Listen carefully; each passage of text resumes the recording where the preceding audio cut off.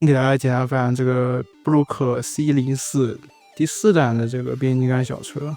包装的话简单看，这主打的就是汽车人这边的方舟18子嘛，像是封面上可以看到铁皮救护车、爵士这些角色。奥车整体是一个全新模具，整体配色的话就是经典大奥车配色，但整体的塑料感偏强，贴精细度的话应该是这一代人最多的。车轮子的话也是有联动效果，像这样。背后这块零件是可以给它打开，里面就会看到驾驶舱的一些细节。全速的话是作为铁甲的一部分，这次也给到了一个变形齿轮。第二，驾驶舱的话是在这个部分，需要把机箱掀起来才可以打开。加速是这一代里面唯一一个双排分的角色，整体效果确实还是比较 OK。路飞的话，整体配色是比较鲜艳一点。设计的话是一个大小轮的设计，驾驶舱从这边给它打开，撞针作为雷霆拯救队队长，这一代也是出来了。然后设计的话跟前几代的钢索也是一样的，履带型的角色。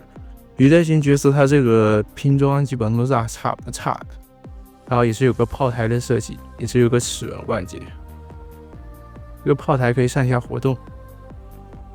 这一弹抽到的话是杀人风，就大号风的一个重涂换色，背后带的这个小车就是经典线的大号风的一个造型。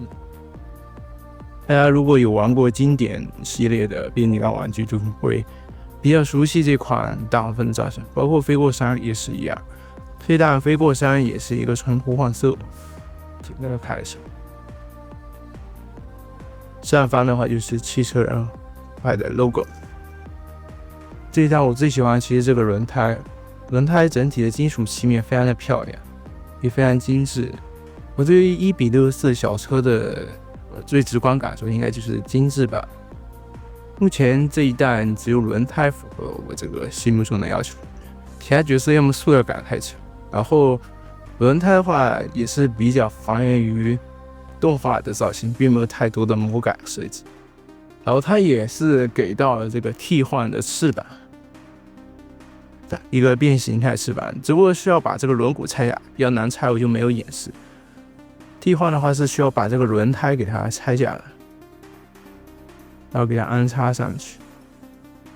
下一步还是你需要把那个轮毂给换上去，我这边就没演示了。是千斤顶，千斤顶的话，因为载具没有版权的关系吧，所以载具还是进行了一定的魔改。先看一下里面的一些细节，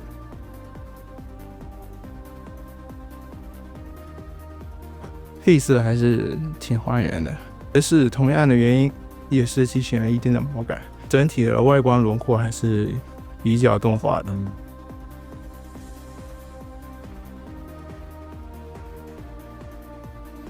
铁皮和救护车，可以简单看看它的整体外观。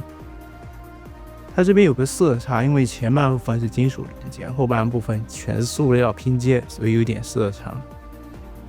然后他们俩共用的零件就是后半部分，前半部分救护车就是有紧跟的一个造型。这两个角色的后备箱都是可以打开的。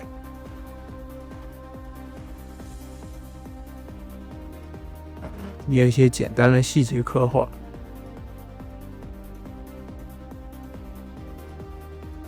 声波，明白声波整体质感也是比较不错的，以这个金色以及蓝色涂装都是比较漂亮。这一弹整体来说，我觉得做的还是比较 OK， 但是雾车这两个感觉质感略差一点，就太像塑料玩具了。就比前两弹部分角色的金属质感很强的角色来说，略有下降。然后这个大火车是整体来说是，精度比较高，细节量比较多，但是整体的没有什么涂装，整体都是塑料的一个质感，这点是差点意思。其他的话还是比较不错的。